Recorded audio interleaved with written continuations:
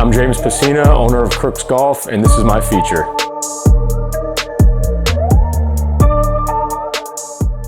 I would say the actual brand or like the product is lifestyle apparel inspired by the game of golf.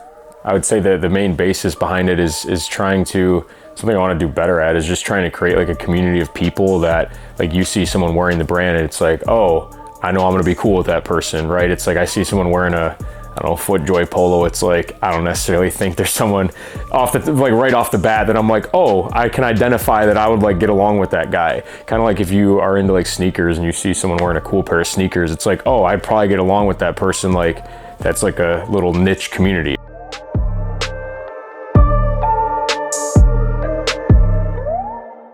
A big core group of my friends that went to high school, like I honestly didn't see them for like 4 years or so. Not for any particular reason, like not like bad blood. It was just kind of wanted to meet other people at school, right? And kind of branch out. And so after college, what brought me kind of back together with a lot of my friends was golf, and like started just to play more because I started getting to know more people that were into it and was like, okay, like I'm now out of the competitive sports scene. Like didn't play competitive sports in college, but there was still like I am, like you still kind of scratch that itch even just playing intramural, right? Got out of college, was like, what can I do now for fun? That's like like something to challenge myself, but also have fun doing it. It was that, and then it was also the community aspect. It was like, I don't know that I would have like rekindled the flame with a lot of friends had it not been for the game.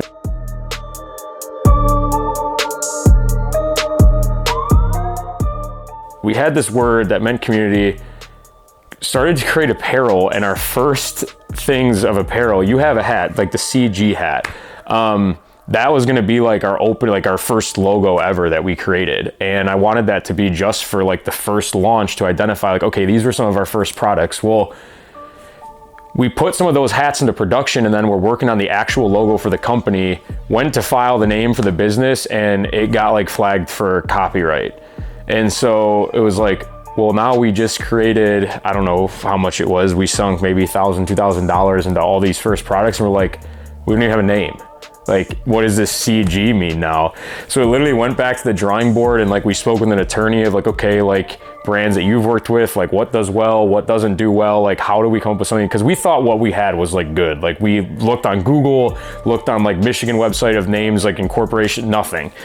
And he was like, well, honestly, the brands that do best like are like a word that you can kind of establish a meaning on your own, right? Like if you think about, I don't know, Zillow, that word doesn't mean anything, but they've now established it to mean like, okay, you associate that with houses, right? We kind of started to think outside of the box of, let's not just shove a word and golf together. Like let's create something that sounds good, looks good on clothes, and that we can kind of create our own meaning for. And to be honest with you, I don't know how we landed on Croox. Like this was so much trial and error of like rendering designs, and we'd come up with something, it would look terrible on clothes, but it sounded cool. We're like, okay, scrap that one. And then we kind of got back to square one of like, all right, this looks sweet. It sounds good in our heads. And like, we can kind of create our own branding behind it now.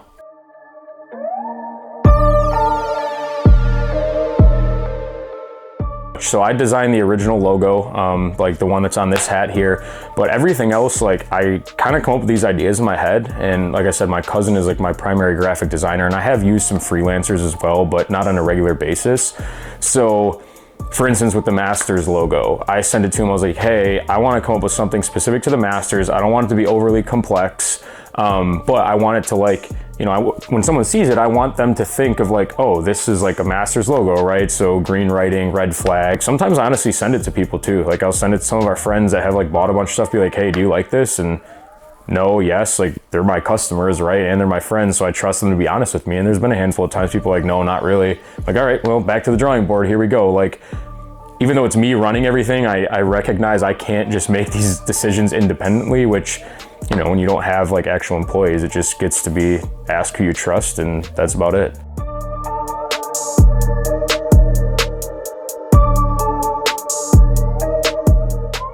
I think it's a great opportunity because, again, I think a lot of people are getting into the game casually, and the game is evolving in a way that it's like not so buttoned up anymore. Like, I mean, even just go to a golf course now, you see people wearing like joggers out there, and like Jordan keeps coming out with these more like less traditional golf shoes that look like sneakers, and like to me all that's sweet. So if I can capture that community in some capacity. Like I think Barstool's doing it in a way. I think like, if you ever heard of Good is doing it in a way, but they're more so like, okay, they're social media, like influencers, brands, whatever, that are now just making apparel because people support them. I'm trying to basically do it the backwards way of, yes, we're an apparel company that maybe stands for something a little bit more.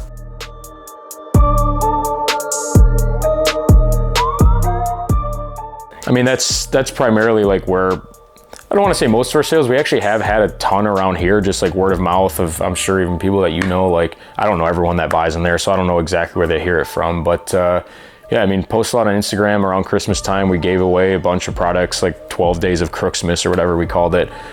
Gave away a bunch of stuff. Like, I like doing that kind of stuff. I want to get more towards posting content on the golf course, people wearing Croox stuff, just, I don't know, whether it be funny videos or actually like just cool shots that people are able to hit, stuff like that, that people can kind of get behind and be like, it, you know, something that catches someone's attention a little bit more on social rather than just a picture of a hat. But yeah, I mean, that's primarily where we've like found new customers. Another thing that I want to do is get into more like, I guess, influencers, like not like huge people, but more of like, okay, maybe 1,000, 2,000 followers, right? Like some of these smaller people that are just like me and you that I feel like would really stand behind the brand and help grow it. That's something I'm looking into doing this summer for sure.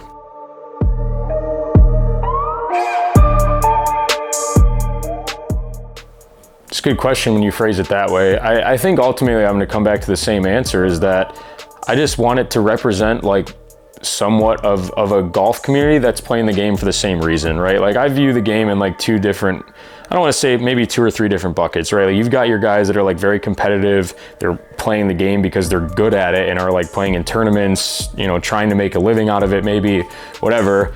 You've kind of got your older crowd that's a little more buttoned up, like country clubs, that, and then you've got probably the people like us that like, maybe we're okay golfers, maybe we're not, but at the end of the day, like we love doing it, we love getting out there with our buddies. Like I said, I've seen what it's done for me in just terms of helping me keep kind of something competitive to do, but also reuniting me with a bunch of friends. And I think that's the reason a lot of, especially guys our age, are starting to get into it with COVID too. So it's like, if we can encapsulate that community and then even just bring more people together, it's like if we went to the golf course, saw someone wearing Croox, it's like, oh, they probably share some similar interests of us. Like, why wouldn't we link up and like say what's up to them and see if we can form like a cool community like that? And who knows, like maybe have events one day, do outings, do even like trips where people could buy tickets and like we could put together a trip of a bunch of, you know, like-minded guys, girls, whatever it is, and just have a good time.